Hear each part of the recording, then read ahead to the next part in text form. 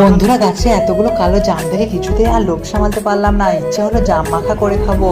প্রথমে সব জামগুলো ভালো করে পরিষ্কার জলে ধুয়ে নিচ্ছি।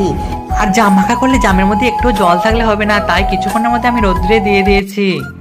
আর জামের গায়ে লেগে থাকা জলগুলো সব রোদ্রে শুকিয়ে নিয়েছি। আর আমি এই জামের মধ্যে কি কি মশলা অ্যাড করবো সেটাই তোমাদের সাথে শেয়ার করব।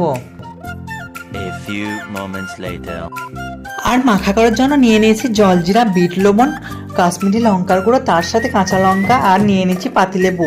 তো দুটুকরো পাতিলেবু নিয়ে নিয়েছি এখানে। পাতিলেবু দিলে স্মেলটা খুব সুন্দর লাগে।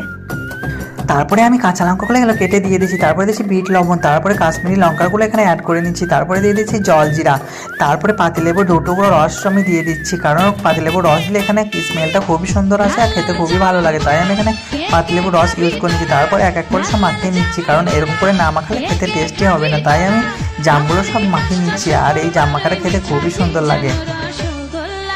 তো জাম মাখা রেডি হয়ে গেছে। তো কেমন হয়েছে তোমরা সবাই কমেন্ট করে জানিও।